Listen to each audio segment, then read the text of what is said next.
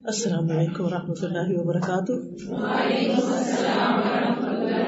کیا حال ہے سب کا؟ الحمدللہ نحمده ونصلی علی رسولہ الکریم، اما بعد فاعوذ باللہ من الشیطان الرجیم، بسم اللہ الرحمن الرحیم، رب اشرح لی صدری ویسر لی امری واحلل عقدۃ من لسانی یفقہوا قولی۔ دنیا میں کوئی انسان ایسا نہیں جو یہ کہے کہ مجھے کوئی غم نہیں، کوئی پریشانی نہیں، کوئی فکر نہیں، کوئی تکلیف نہیں، کوئی بیماری نہیں، کوئی دکھ نہیں، کوئی درد نہیں، کچھ بھی نہیں۔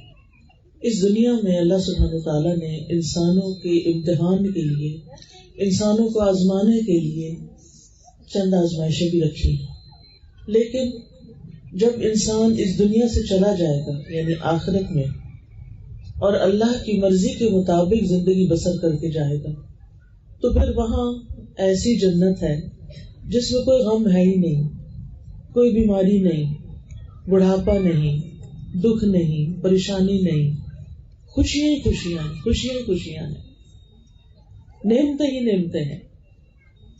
لیکن اس کی ایک قیمت ہے اور وہ ہے اللہ کی اطاعت اور فرما برداری۔ اور جہاں تک اس دنیا کا تعلق ہے تو ہم جتنے بھی سال زندہ ہیں ہمیں کچھ نہ کچھ مشکلات تو ہوں گی۔ اس کے لیے اللہ تعالیٰ نے ہمیں پہلے سے ہی ذہنی طور پہ تیار کر دیا۔ سورۃ البلد میں اللہ تعالیٰ فرماتے ہیں لَقَدْ خَلَقْنَا الْإِنسَانَ فِي كَبَدٍ، بلا شبہ یقیناً ہم نے انسان کو بڑی مشقت میں پیدا کیا ہے۔ یعنی اس سے مراد وہ سختیاں، وہ تکلیفیں اور مشقتیں ہیں جو انسان دنیا کے اندر برداشت کرتا ہے، اور پھر وہ تکلیفیں بھی جو برزخ یا قبر کے اندر برداشت کرے گا، اور وہ بھی جو قیامت کے دن حشر کے میدان میں اس کو تکلیفیں دیکھنی ہوں گی۔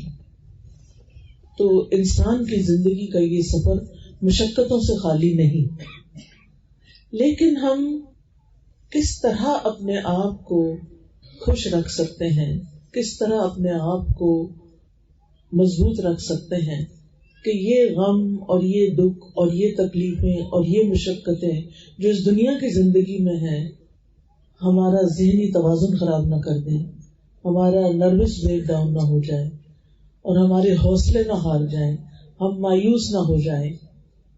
تو اس لیے بہت ضروری ہے کہ انسان اس گر کو جانے۔ تو انسان بنا ہی مشقت میں ہے، دنیا اور آخرت دونوں میں امن اور سلامتی اور خوشی تو بس جنت میں ہے۔ دنیا کی زندگی مومن کے لیے قید خانہ ہے، جیسے قید خانے میں یا جیل میں کوئی انسان خوش نہیں ہو سکتا، لیکن اگر انسان کے دل کے اندر ایک سکون اور اطمینان ہے تو پھر جیل خانہ بھی کچھ نہیں کہتا۔ امام ابن تیمیہ تھے، ان کو کئی بار جیل کی اور قید خانے کی مشقتیں جھیلنی پڑی، لیکن وہ کہتے تھے کہ میرا دشمن میرا کچھ نہیں بگاڑ سکتے، اس لیے کہ جنتی فی صدری، میری جنت میرے سینے کے اندر ہے، میرے دل کے اندر ہے۔ جس دل کے اندر اطمینان ہوتا ہے، جس دل کے اندر سکون ہوتا ہے، جس دل کے اندر خوشی ہوتی ہے، اس کو پھر پرواہ نہیں ہوتی کہ وہ کسی جھونپڑی میں ہے یا کسی محل میں ہے، اس کے لیے بہت سی مشکلات پھر آسان ہو جاتی ہیں۔ لیکن جب یہ کہا جاتا ہے کہ مومن کے لیے دنیا قید خانہ ہے تو اس لیے کہ اس کا کمپیریزن آخرت کی جنت سے کیا جاتا ہے، یعنی جنت کے مقابلے میں دنیا میں اگر کوئی انتہائی خوشیوں کے ساتھ بھی رہتا ہے اور ہر طرح کی نعمتوں میں بھی رہتا ہے، وہ بھی ایسا ہی ہے جیسے قید خانے میں رہ رہا ہو۔ قید خانے میں انسان کو کھانا پانی بھی مل جاتا ہے، سونے کی جگہ بھی مل جاتی ہے، بنیادی وقتی ضرورتیں اس کی پوری ہو رہی ہوتی ہیں، لیکن گھر والا آرام تو گھر والا ہی ہوتا ہے۔ تو مومن کا بھی اصل گھر دنیا نہیں ہے، ہم اس پلانٹ پہ، ہم اس زمین پر ہمیشہ رہنے کے لیے نہیں آئے، ہم تو صرف آزمائے جانے کے لیے آئے ہیں کہ ہمارا امتحان ہو رہا ہے۔ جیسے ایگزامینیشن ہال ہوتا ہے نا، تو اس میں سب بچے بیٹھ کے امتحان لکھ رہے ہوتے ہیں، ایسے ہی یہ دنیا ایک بہت بڑا ایگزامینیشن ہال ہے جس میں ہم سب کا امتحان ہو رہا ہے اور ہم سے دیکھا جا رہا ہے، اللہ تعالیٰ خود بھی دیکھ رہے ہیں، فرشتے بھی ہمارے ساتھ لگے ہوئے ہیں کہ ہم کرتے کیا ہیں۔ اللہ تعالیٰ فرماتے ہیں الذی خلق الموت والحیات لیبلوکم ایکم احسن عملا، کہ اس نے موت اور زندگی بنائی تاکہ تمہیں آزما کر دیکھے کہ تم میں اچھے عمل کون کرتا ہے، اچھے کام کون کرتا ہے. اور جو اچھے کام کریں گے ان کو اللہ سبحانہ تعالیٰ اپنے فضل اور رحمت کے ساتھ جنت میں داخل کریں گے. اور وہاں پہنچ کر وہ کہیں گے وَقَالُوا الْحَمْدُ لِلَّهِ الَّذِي أَذْهَبَ عَنَّا الْحَزَنَ إِنَّ رَبَّنَا لَغَفُورٌ شَكُورٌ الَّذِي أَحَلَّنَا دَارَ الْمُقَامَةِ مِنْ فَضْلِهِ لَا يَمَسُّنَا فِيهَا نَصَبٌ وَلَا يَمَسُّنَا فِيهَا لُغُوبٌ. وہ کہیں گے اللہ کا شکر ہے جس نے ہم سے غم دور کر دیا، یقیناً ہمارا رب بخشنے والا قدردان ہے جس نے اپنے فضل سے ہمیں ہمیشہ کی قیام گاہ یعنی جنت میں لا اتارا، جہاں ہمیں نہ تو کوئی مشقت اٹھانی پڑتی ہے اور نہ کوئی تھکاوٹ لاحق ہوتی ہے. یعنی جنت میں انسان جتنی بھی سیر کر لے، جتنا بھی گھوم پھر لے، جو بھی کرے، تھکاوٹ نہیں ہوگی. دنیا میں آپ دیکھیں کہ آپ بہت اچھے کپڑے پہن کے بیٹھ جائیں تو وہ ان کپڑوں کی بھی تھکاوٹ ہو جاتی ہے. یعنی اگر آپ بہت ہیوی قسم کا ڈریس پہن لیں، جیسے شادی پہ عام طور پہ پہنا جاتا ہے، لڑکیاں پہنتی ہیں، تو آپ دیکھیں گے لگتا تو خوبصورت ہے، شروع میں پہنتے تو اچھا لگتا ہے، لیکن تھوڑی دیر کے بعد پھر انسان کو گھبراہٹ بھی شروع ہو جاتی ہے. اسی طرح اگر آپ زیادہ زیور پہن لیں تو آپ تھک جاتے ہیں، آپ کو مشکل ہو جاتی ہے، کام نہیں ہوتا کوئی آپ سے.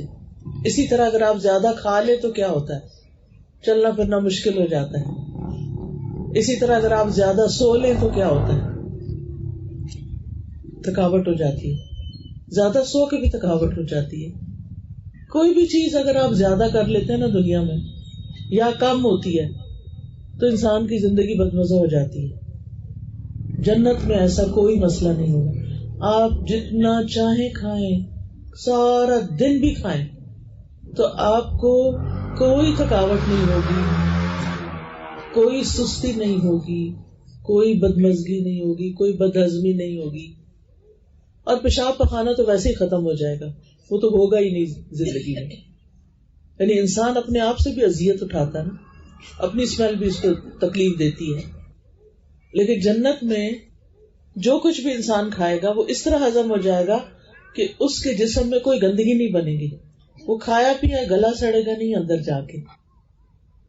تو کتنا سکون ہے، کتنی خوشی ہے.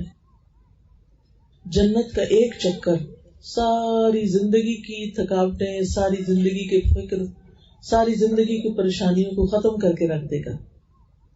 نبی صلی اللہ علیہ وسلم نے فرمایا قیامت کے دن اہل جنت میں سے اس آدمی کو پیش کیا جائے گا جسے دنیا میں لوگوں میں سے سب سے زیادہ تکلیفیں پہنچی تھی. یعنی اس کو بہت ہی تکلیف سے زندگی بسر کرنی پڑی. پھر اسے جنت میں صرف ایک غوطہ دے کر پوچھا جائے گا اے ابن آدم، کیا تم نے کبھی کوئی تکلیف دیکھی؟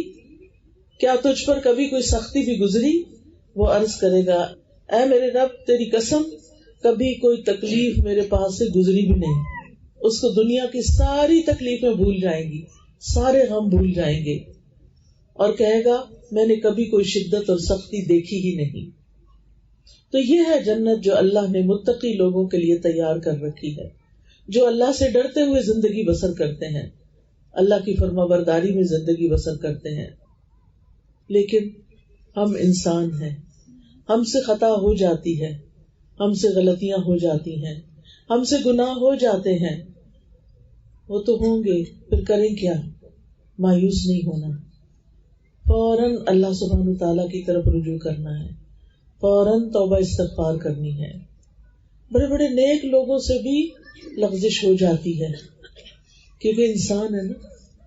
آپ کو معلوم ہے قرآن مجید میں حضرت یونس علیہ السلام کا قصہ آتا ہے. وہ اللہ سبحانہ تعالیٰ کے ایک بڑے بزرگ پیغمبر تھے.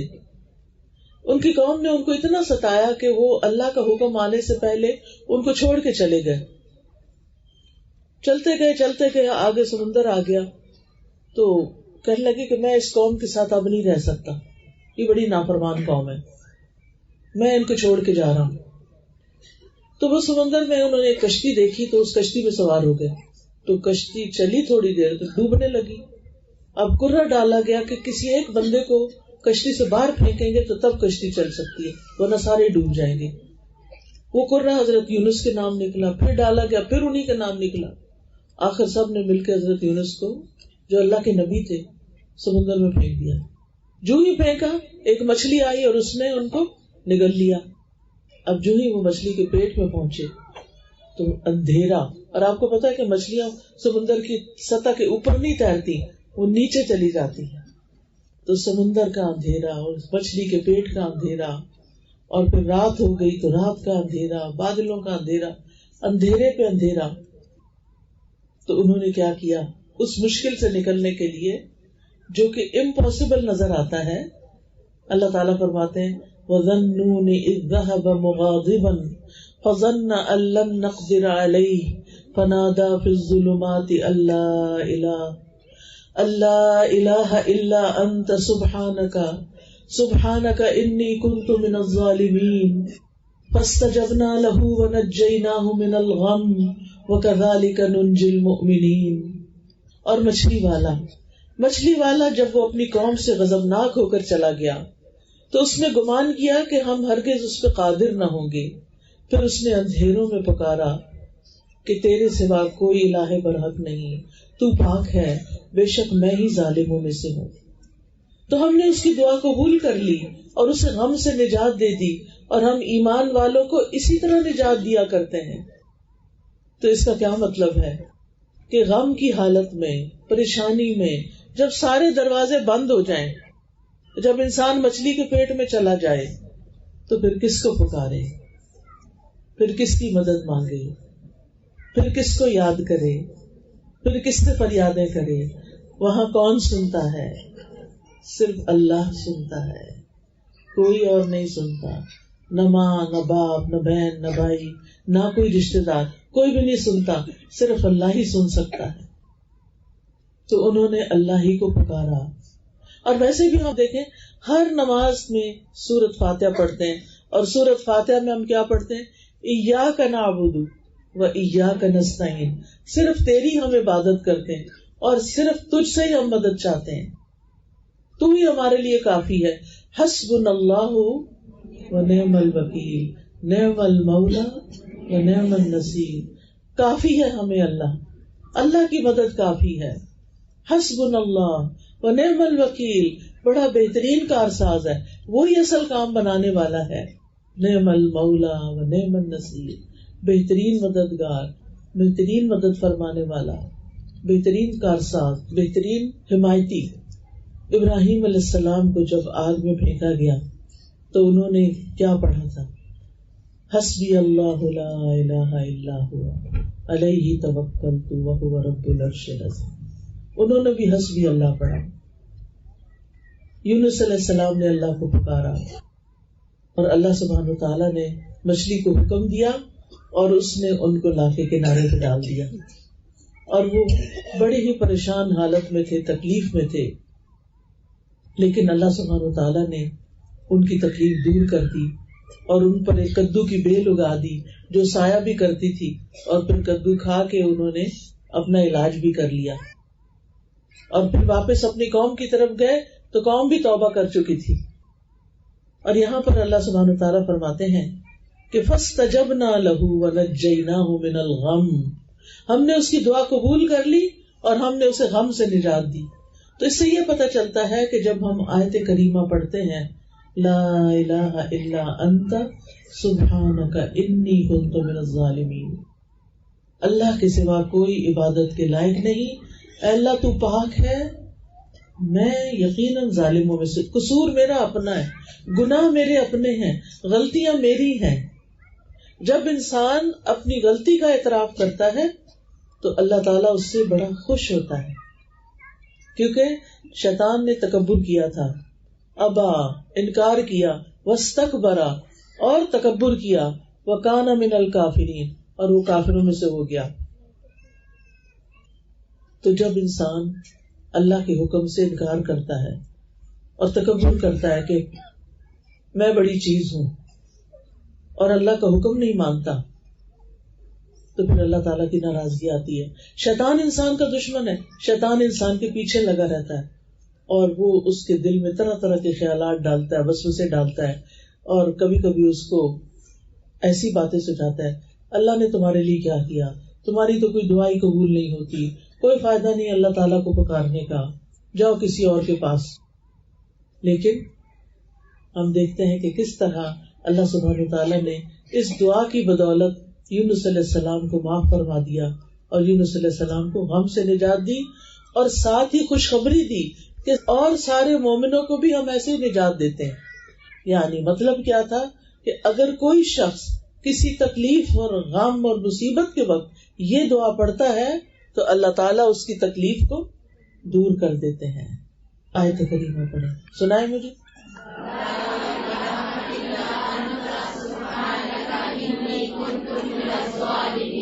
شابش، بہت ہی اچھا. تو اس سے کیا پتہ چلتا ہے کہ جب دل پہ بوجھ آئے، جب دل پہ غم آئے، جب کوئی فکر آئے، جب دل اداس ہو، جب دل پریشان ہو، تو کیا کریں؟ یہ آیت کریمہ پڑھیں، تسبیح پڑھیں. تسبیح غموں کا علاج ہے. آپ دیکھیں یہاں بھی وہ کیا کہتے ہیں، سبحانک، تو پاک ہے اللہ، تیرا کوئی قصور نہیں ہے، غلطی میری اپنی ہے، تو پاک ہے، تو ظلم نہیں کرتا، تو کسی پہ زیادتی نہیں کرتا، تو سب کا مولا ہے، تو سب پہ رحم فرماتا ہے، غلطی میری اپنی. آپ دیکھیں کہ آدم علیہ السلام نے جب شیطان کے بہکاوے میں آ کے اس درخت کا پھل کھا لیا تھا جسے منع کیا گیا تھا، تو پھر کیا ہوا؟ اللہ تعالیٰ ناراض ہو گئے. انہوں نے اللہ تعالیٰ کو کیسے منایا؟ ربنا ظلمنا انفسنا وان لم تغفر لنا وترحمنا لنکونن من الخاسرین. آپ تو سب پڑھے لکھے ہیں ماشاءاللہ.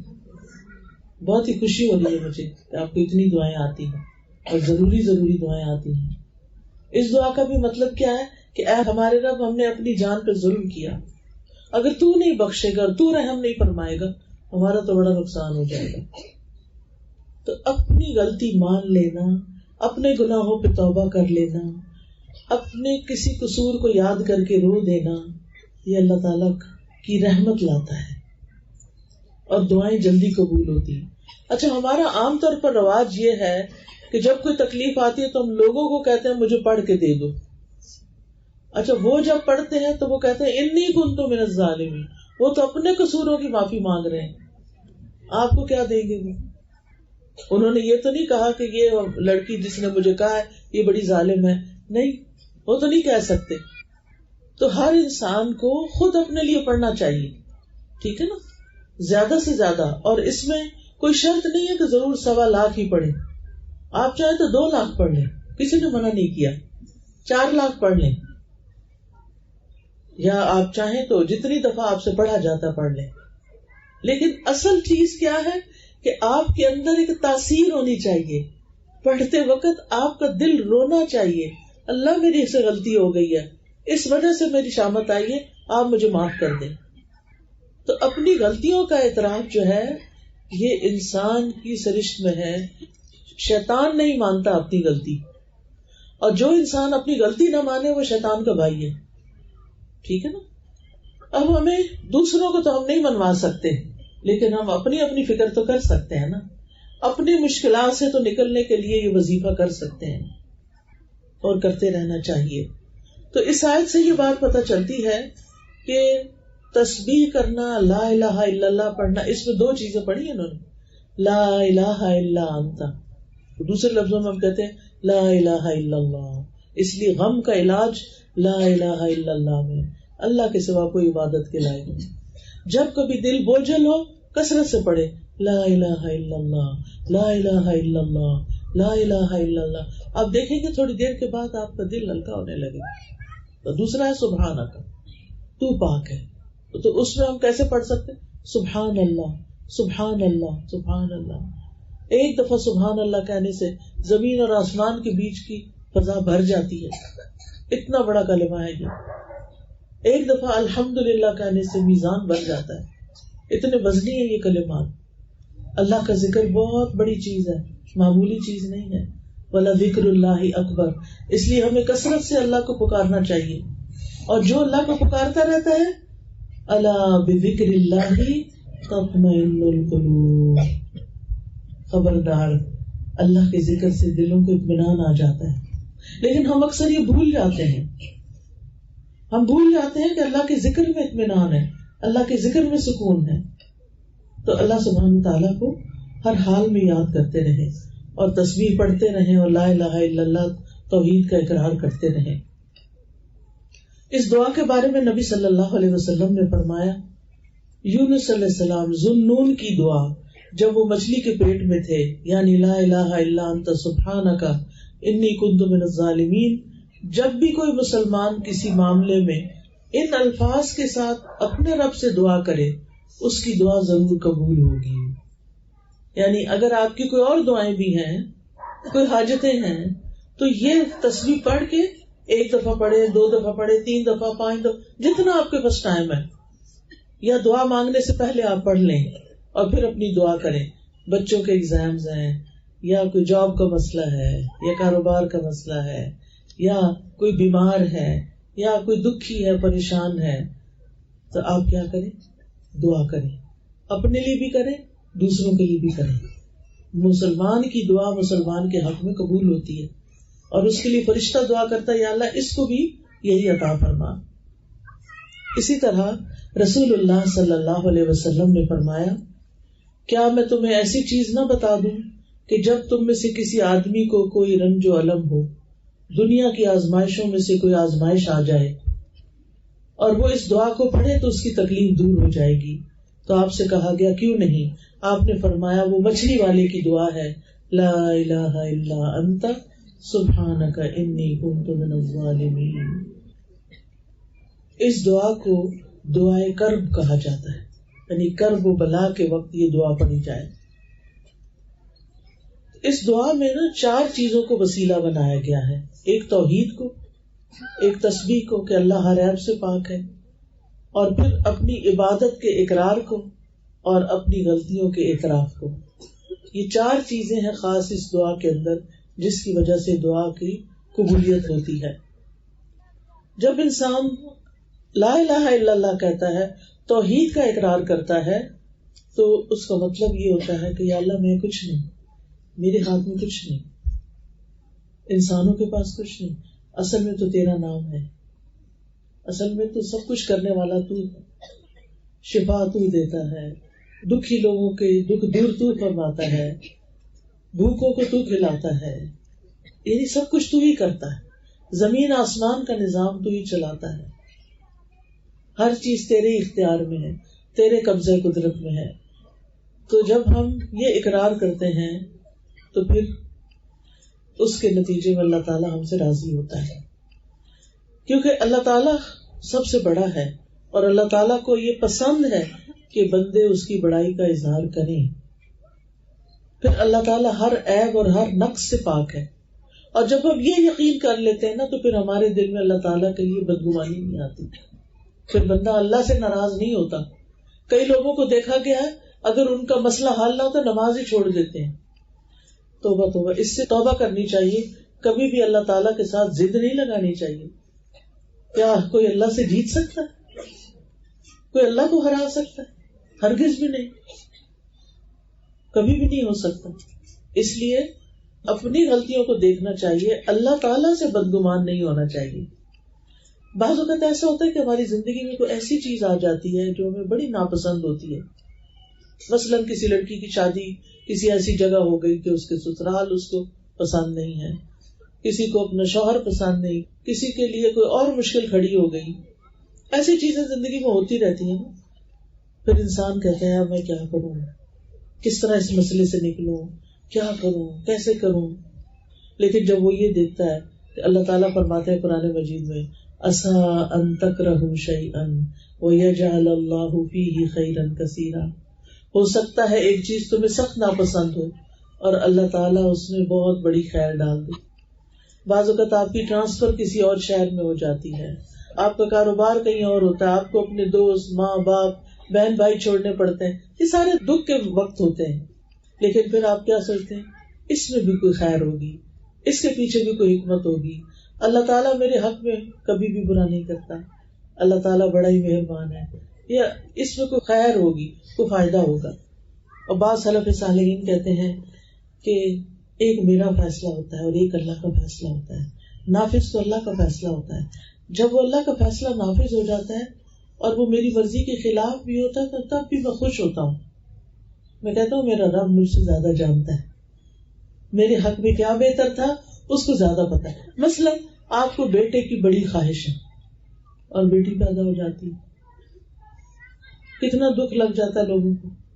بعض لوگ تو بیٹی دیکھتے بھی نہیں ہیں، عید ہی کو جا کے دے دیتے ہیں یا مار ڈالتے ہیں یا پھینک دیتے ہیں. ایسے بھی واقعات ملتے ہیں. یا بیوی کو گھر سے نکال دیتے ہیں حالانکہ اس میں بیوی کا کوئی قصور نہیں. وہ تو اللہ کا فیصلہ ہے نا، جس کو چاہے بیٹے دے، جس کو چاہے بیٹیاں دے، جس کو چاہے دونوں دے، جس کو چاہے کچھ بھی نہ دے. یہ تو اللہ کا فیصلہ ہے.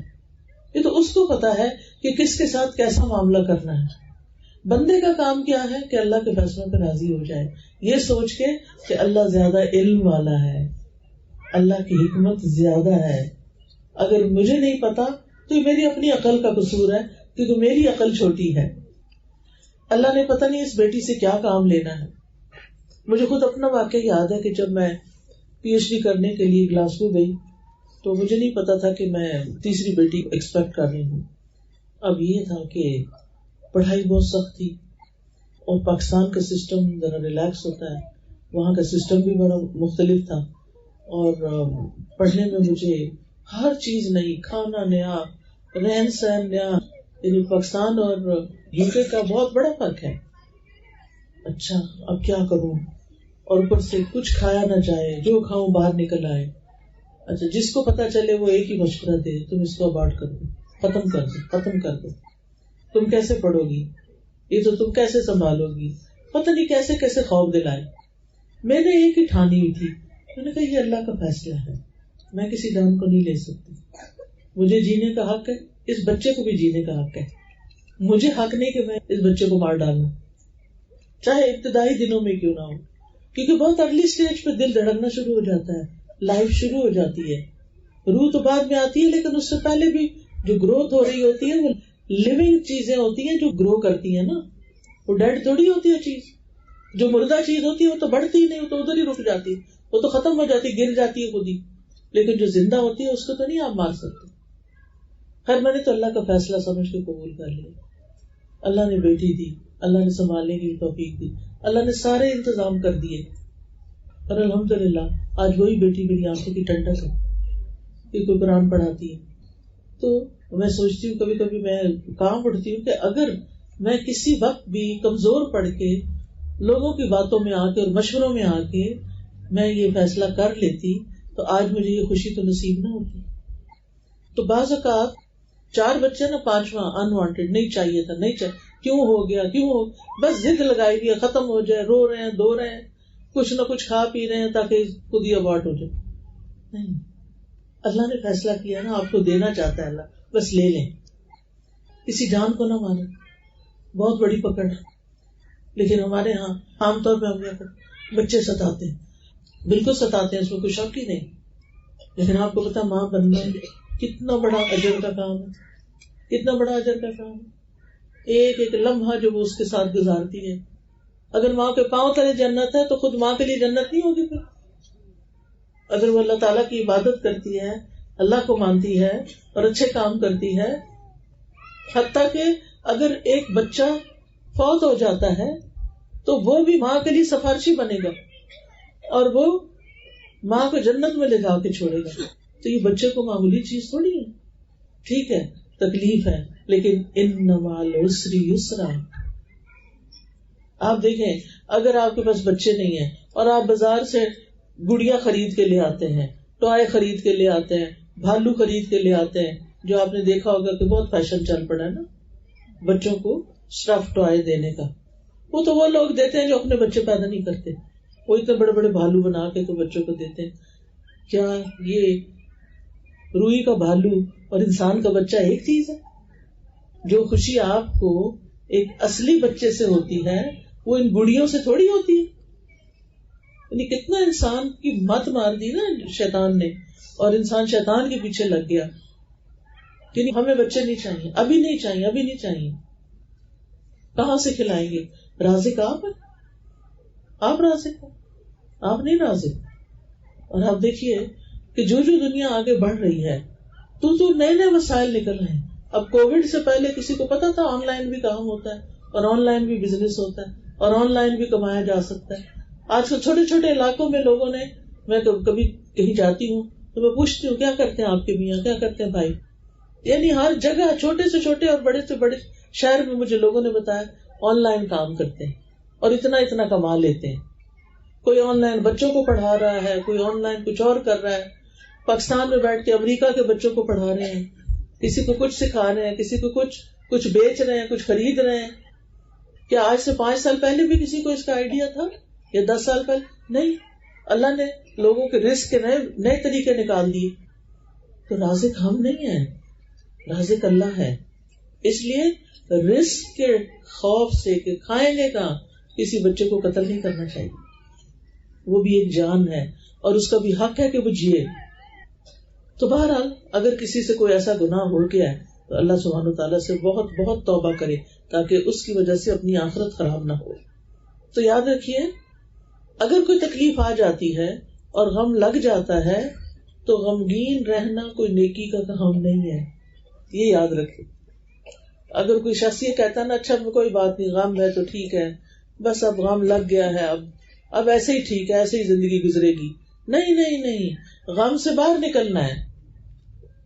امام ابن قیم کہتے ہیں جان لیں غم راستے کی رکاوٹوں میں سے ہے. یعنی اللہ کی طرف جو راستہ جاتا ہے نا اس میں یہ رکاوٹ ڈال دیتا ہے. بندے کے اندر ہمت نہیں رہتی عبادت کی، بندے کے اندر شوق نہیں رہتا عبادت کا. وہ کہتے ہیں یہ ایمان کے مراتب اور مقامات میں سے نہیں ہے اور نہ ہی اللہ کے راستے پہ چلنے والوں کی منزل ہے یہ غمگین اور دکھی ہونا. یہی وجہ ہے کہ اللہ نے کسی ایک جگہ پر بھی غم کرنے کا حکم نہیں دیا، بلکہ کیا کہا ہے فَأَصَابَكُمْ غَمًّا بِغَمٍّ لِكَيْ لَا تَحْزَنُوا عَلَى مَا فَاتَكُمْ وَلَا مَا أَصَابَكُمْ. جنگ احد میں مسلمان ہار گئے تھے نا، مسلمان شہید بھی ہو گئے تھے 70 کے قریب. تب مسلمانوں کے گھر گھر میں شہادتیں تھی، پورا مدینہ متاثر تھا، سب غمگین تھے. اللہ تعالیٰ فرماتے ہیں اللہ نے تمہیں غم پہ غم اس لیے دیا، یعنی لوگ بھی شہید ہوئے، شکست بھی ہوئی، غم پہ غم اس لیے دیا تاکہ تم غم نہ کرو. کہتے ہیں نا مشکلیں اتنی پڑی مجھ پر کہ آسان ہو گئی. تو بعض اوقات اللہ تعالیٰ انسان کو مضبوط بنانے کے لیے، اسٹرانگ کرنے کے لیے اس کے اوپر امتحان بھیجتا ہے. اس بندے سے کوئی کام لینا ہوتا ہے تو غم آ جائے، دکھ آ جائے تو وہاں بیٹھ نہیں رہنا، اٹھ کے کچھ کرنا ہے، اس کو جھٹکنا ہے، اس سے باہر نکلنا ہے. اور غم سے ہمیں منع کیا گیا ہے. اور جنت میں جا کے لوگ کہیں گے الحمدللہ الذی اذھب عنا الحزن، اللہ کا شکر جس نے ہم سے غم دور کر دیا.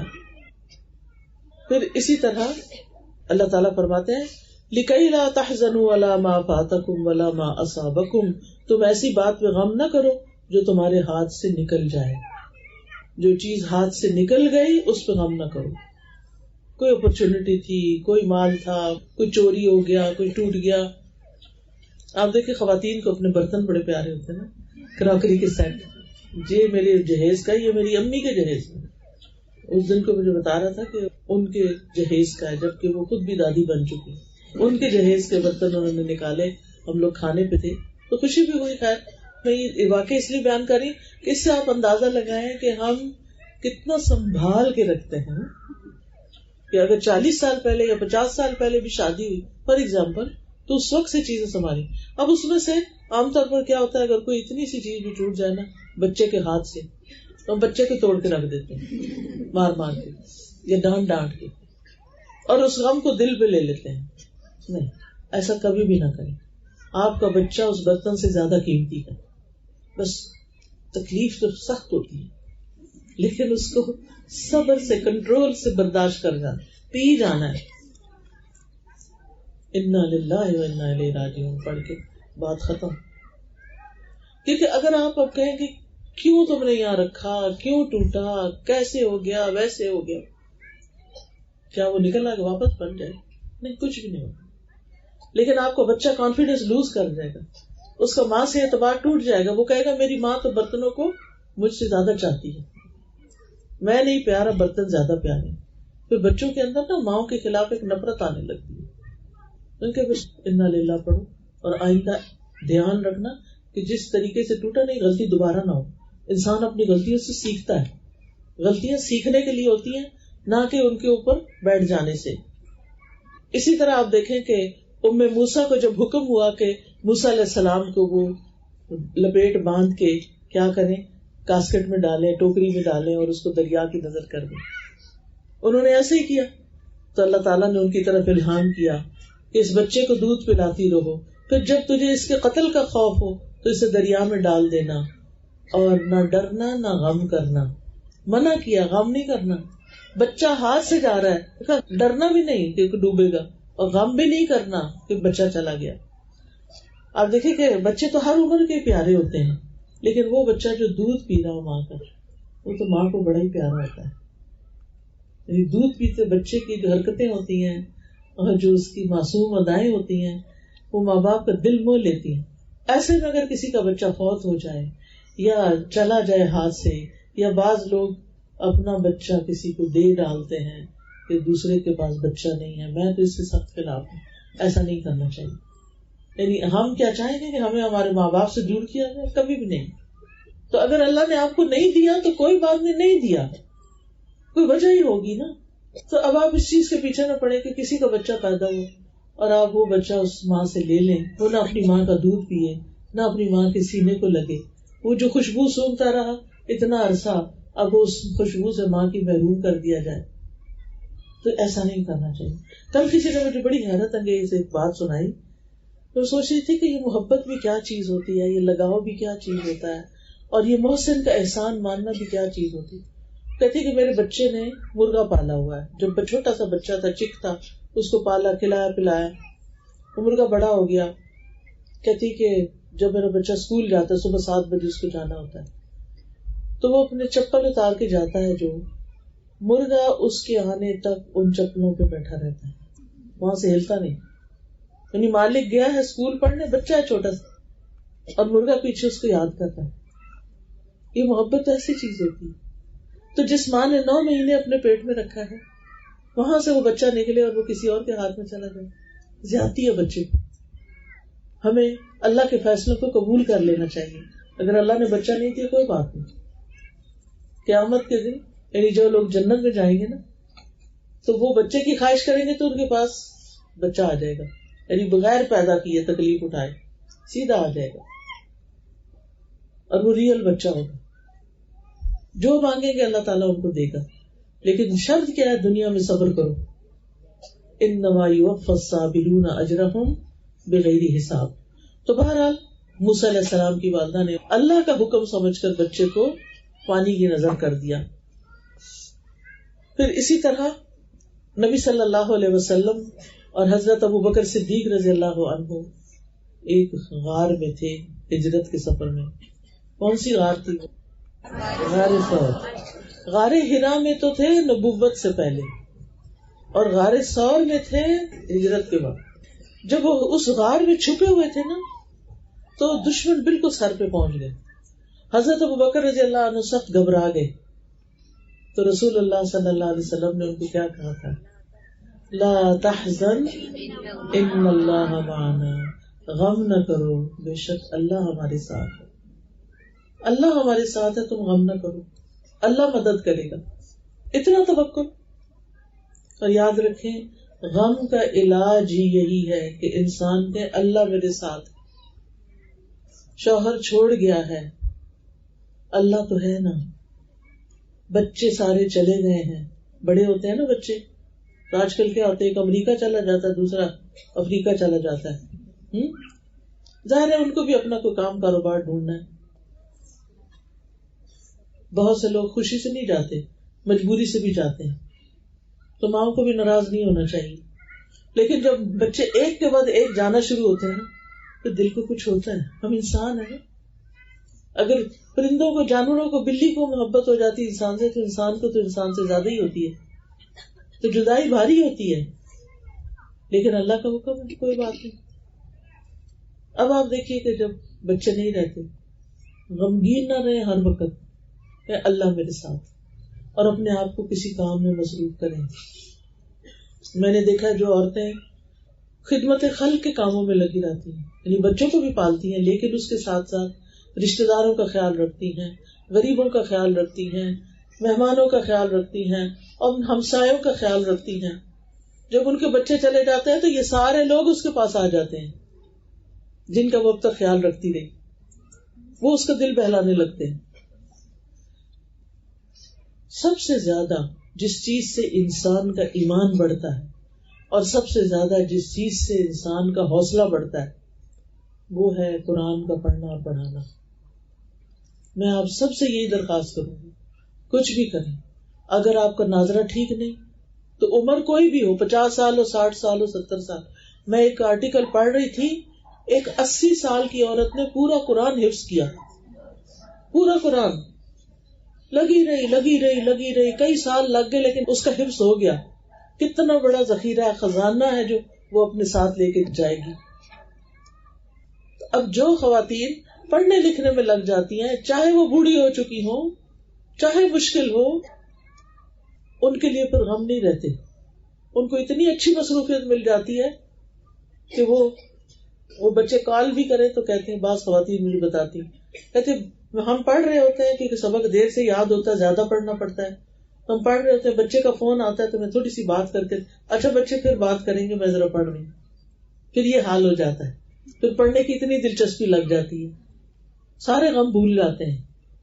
اور آپ کو پتا طالب علم کے لیے فرشتے پر بچھاتے ہیں، کسی تاجر کے لیے نہیں بچھاتے، کسی بادشاہ کے لیے نہیں بچھاتے،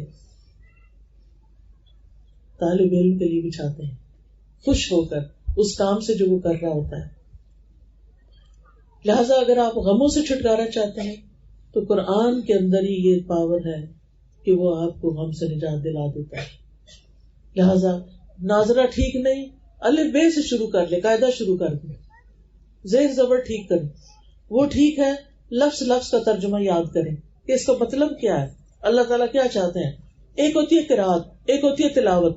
قرات ہوتی ہے خالی عربی پڑھنا، اور تلاوت ہوتی ہے تلا یتلو تلون، تلاوتن کا مطلب ہوتا ہے کسی چیز کے پیچھے جانا، یعنی جو الفاظ ہیں ان کا مطلب جاننا، ان پر عمل کرنا، ان کی پیروی کرنا، یعنی جو حکم ملا وہ کرتے جانا.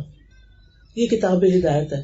قیامت کے دن اس کے مطابق پرکھا جائے گا بندوں کو، جنت جہنم کا فیصلہ اس کے مطابق ہوگا. یہ فیصلہ کرے گی کتاب کہ کس کو کہاں جانا چاہیے. تو ہمیں خود پتا ہونا چاہیے کہ ہم کیا صحیح کرتے ہیں اور کیا صحیح نہیں کرتے. تو اس کے لیے الحمدللہ آج شہر میں بہت ساری بچیاں قرآن پڑھ کے آئی ہوئی ہیں اور کلاسز بھی لے رہی ہیں، اور بھی اللہ تعالیٰ ان کو توفیق دے اور ان کو بہترین جزا دے کہ جو دوسروں کی خدمت میں لگی ہوئی ہیں. تو میں سمجھتی ہوں کہ ہم میں سے ہر شخص جو اس مجلس میں موجود ہے اسے اپنے ساتھ تہیہ کر لینا چاہیے کہ میں نے مرنے سے پہلے اللہ کی باتیں ضرور سمجھنی ہے، کہ اللہ تعالیٰ نے یہ جو کتاب میرے پاس بھیجی اور 1400 سال سے اس میں کوئی تبدیلی نہیں ہوئی، یہ کیا کہتی ہے، یہ کیا بتاتی. ایک حرف پر 10 نیکیاں. کوئی اور کام بتائیں مجھے ایسا کہ وہ کرنے پہ 10 نیکیاں اکٹھی مل جائے. حرف اتنا چھوٹا کام، حرف جتنا، الف لام میم 3 حرف ہیں، 30 نیکیاں. تو جو شخص پورا سپارہ پڑھ جائے، جو شخص پورا قرآن حفظ کر جائے، پھر اس کی کتنی نیکیاں، اس کے درجے کتنے، وہ کہاں پہنچے گا. اور اگر ہم نے یہ کام نہیں کیا، اللہ کے کلام کو نہیں پکڑا، تو پھر ابن قیم کہتے ہیں 4 چیزیں جسم کو برباد کرتی ہیں: پریشانی، غم، بھوک اور بیداری، یعنی صحیح نیند نہ لینا.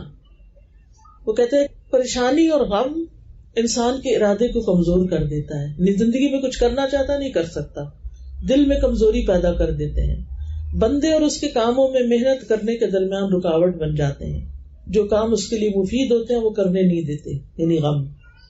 اور پھر غم انسان کے علم کے رستے میں بھی رکاوٹ بن جاتے ہیں. ابراہیم بن ادم کہتے ہیں غم 2 طرح کے ہوتے ہیں، ایک غم تمہارے حق میں ہے، ایک غم تمہارے خلاف ہے. بس وہ غم جو تمہارے حق میں ہے وہ آخرت کے بارے میں غم کرنا ہے کہ وہاں کیا بنے گا، اور اس کی خیر و برکات کے بارے میں سوچنا. اور وہ غم جو تمہارے خلاف ہے وہ دنیا اور دنیا کی زینت کے بارے میں غم کرنا. دنیا کے کھونے کے بارے میں غم کرنا. تو انبیاء جو تھے ان کو آخرت کا غم ہوتا تھا. صحابہ کرام کو آخرت کی فکر ہوتی تھی کہ ہماری قبر میں کیا ہوگا ہمارے ساتھ. حسن بصری کا حال یہ ہوتا کہ جب ان سے کوئی ملاقات ہوتی ایسے لگتا کہ جیسے ان پہ کوئی مصیبت آئی ہوئی ہے, اور فکر ان کو کس چیز کی ہوتی کہ آخرت میں کیا ہوگا, مرنے کے بعد کیا ہوگا. اسی طرح اگر ان سے کوئی نماز کھو جائے تو ان کو غم لگ جاتا. وہ ایک دوسرے سے افسوس کرتے جیسے کوئی فوت ہو گیا ہے, یہ نماز فوت ہوتی ہے. لیکن آج آپ دیکھیں کہ ایک کے بعد ایک نماز چھوڑ دیتے ہیں لوگ اور ان کو کوئی پریشانی نہیں ہوتی. اس لیے نماز کو پکا کر لینا چاہیے. جو لوگ فجر کی نماز نہیں پڑھتے, خاص طور پر ان کے لیے نبی صلی اللہ علیہ وسلم کو خواب میں ان کی سزا دکھائی گئی کہ ایک شخص لیٹا ہوا اور ایک شخص کے ہاتھ میں پتھر ہے, وہ کھڑا ہے. وہ کھڑا شخص لیٹے ہوئے شخص یعنی جو نماز کے وقت سویا رہتا ہے اس کے سر پہ پتھر مارتا ہے, سر کچلا جاتا ہے, پھر وہ پتھر اٹھاتا ہے, پھر مارتا ہے, پھر مارتا ہے. یہ سزا بھگتنی آسان ہے. تو اس لیے فجر کی نماز بالکل مس نہ ہو. یہ اس کا مطلب نہیں کہ باقی کر لو, نہیں, فجر سیدھی ہو جائے تو پھر باقی بھی ٹھیک ہو جاتی ہیں. حدیث میں آتا ہے جس کی عصر کی نماز فوت ہو گئی اس کا گویا گھر اور گھر والے سب تباہ ہو گئے. اتنا بڑا نقصان ہے ایک عصر کی نماز چھوڑنے کا. تو بہنوں, نماز تو کسی حال میں نہیں چھوڑنی, اس کی تو سخت پوچھ ہے. تو غم اس چیز کا لگنا چاہیے کہ ہماری نماز نہیں رہی, نماز چھوٹ گئی. پھر اسی طرح ایک اور چیز کا غم لگنا چاہیے کہ ہر دن ہماری زندگی کم کر رہا ہے. ہم تو برتھ ڈے منانے کے چکر میں پڑ گئے ہیں نا کہ خوش ہوتے ہیں کہ ایک سال اور زیادہ مل گیا. اصل حقیقت کیا ہے کہ ایک سال زندگی کا کم ہوا ہے. پتہ نہیں کس بات کی خوشی مناتے ہیں. لوگ مجھ سے پوچھتے ہیں کہ برتھ ڈے منائے کہ نہ منائے, تو میں ان سے پوچھتی ہوں کہ برتھ ڈے کیوں مناتے ہیں؟ اس لیے مناتے ہیں کہ ہماری زندگی میں ایک سال بڑھ گیا. میں کہا واقعی بڑھ گیا, واقعی. مثلاً پچھلے سال آپ 20 سال کے تھے, اب آپ 21 سال کے ہو گئے, تو جو آپ کی ٹوٹل عمر تھی مثلاً 40 سال کسی عمر ہے, تو جب 20 سے وہ 21 کا ہوتا ہے تو باقی اس کے پاس کیا رہ گیا, 19 رہ گئے. زندگی کم ہوئی یا زیادہ ہوئی؟ کم ہوئی. تو آپ کے بچے بھی بعض اوقات ہو سکتا ہے آپ کو کہتے ہو سکتا ہے اس علاقے میں نہ ہو, مجھے نہیں معلوم کہ کتنا اس کا اہتمام ہے, کیونکہ وہ وبا سب تک پھیلی ہوئی ہے, کووڈ کی طرح ہر جگہ پہنچی ہوئی ہے. وہ سوشل میڈیا کی وجہ سے ہر چیز ہر جگہ پہنچ جاتی ہے. تو بعض اوقات مائیں کہتے نہیں, ہمارے بچے ضد کرتے ہیں. مائیں بچوں کو نا کاغذ لے کے بیٹھ کے سمجھائیں کہ یہ دیکھو اگر کسی کی عمر اتنی ہو اور وہ اس میں سے اتنے سال گزار لے تو باقی کیا بچا, کم رہ گیا یا زیادہ ہو گیا؟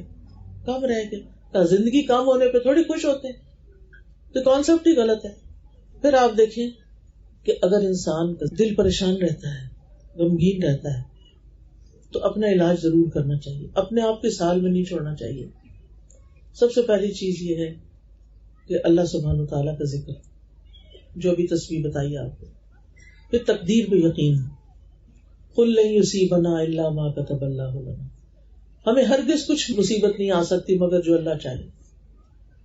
پھر اللہ سے اچھا گمان رکھنا, ہم و غم ملنے پہ اجر کی نیت رکھنا کہ اگر مجھے کوئی تکلیف آئی ہے تو اس پر اللہ نے مجھے بڑا اجر لکھا ہے. پھر اپنے سے نیچے والے کو دیکھنا, مثلا کسی کے شوہر فوت ہو گئے تو عام طور پہ کیا ہوتا ہے, بچیاں جو ہیں وہ ماں باپ کے گھر چلی جاتی ہیں, کوئی کمانے والا نہیں رہتا. لیکن بعض لوگوں کو آپ دیکھیں کہ الحمدللہ شوہر کے جانے سے فرق نہیں پڑتا, اللہ تعالیٰ کوئی اور رستہ نکال دیتا ہے. تو ان لوگوں کے بارے میں سوچیں کہ جن کی شادی نہیں ہوئی, یا جن کی جوانی میں کوئی شوہر فوت ہو, یا جن کے بچے ہی کوئی نہیں. آج وہ اٹک میں ایک درس تھا تو خاتون اپنے بارے میں بتانے لگی, نہ ان کی ماں ہے, نہ باپ ہے, نہ بھائی ہے, نہ اولاد ہے, 2 بیوہ بہنیں ہیں. بات یہ ہے کہ ایسے بھی لوگ ہوتے ہیں جن کا کوئی بھی نہیں اللہ کے سوا, اور بہنیں بھی بیوہ, وہ آپ کی کیا مدد کر سکتی ہیں. تو اللہ ہے نا, جس کی زندگی میں اللہ ہے نا, ادھر اس کی زندگی میں کمی نہیں ہونی چاہیے. جب بھی کوئی چیز جائے تو آپ کہیں اللہ ہے نا, میرے لیے اللہ کافی ہے, میرا اللہ میرے ساتھ ہے, میرا اللہ میری مدد کرے گا. تو انشاءاللہ آپ دیکھیں گے کہ واقعی اللہ مدد کرے گا. پھر انبیاء کی زندگی کے بارے میں پڑھیں کہ ان کی زندگی میں کیسی کیسی تکلیفیں تھیں. پھر اللہ کی ہدایت کی پیروی کریں, قرآن پڑھنا شروع کر دیں, تسبیحات پڑھیں, نماز سے مدد حاصل کریں, کیونکہ نماز چھوڑنے والے سے اللہ کی مدد ختم ہو جاتی ہے. پھر صدقہ خیرات کیا کریں, کیونکہ صدقے سے بلائیں ٹلتی ہیں.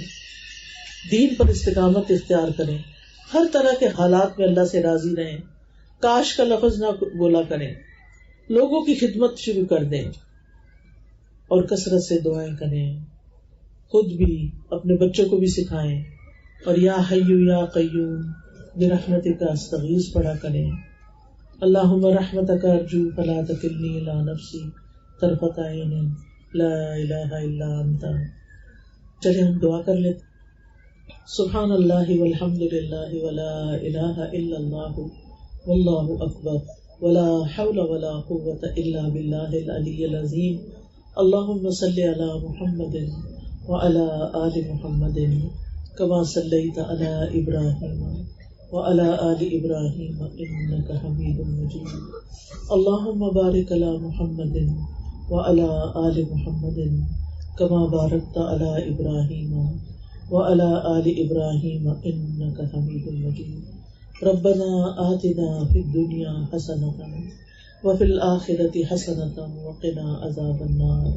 ربنا لا تزغ قلوبنا بعد إذ هديتنا وهب لنا من لدنك رحمة إنك أنت الوهاب. ربنا هب لنا من أزواجنا وذرياتنا قرة أعين واجعلنا للمتقين إماما. یا اللہ جو کچھ ہم نے پڑھا سنا ہے ہمیں اس پر عمل کی توفیق دے, تو ہم سب سے اس کو قبول کر لے. اللہ ہم سب کا یہاں آنا, بیٹھنا, سننا, اللہ اس کو اپنی رضا کے لیے قبول کر لے.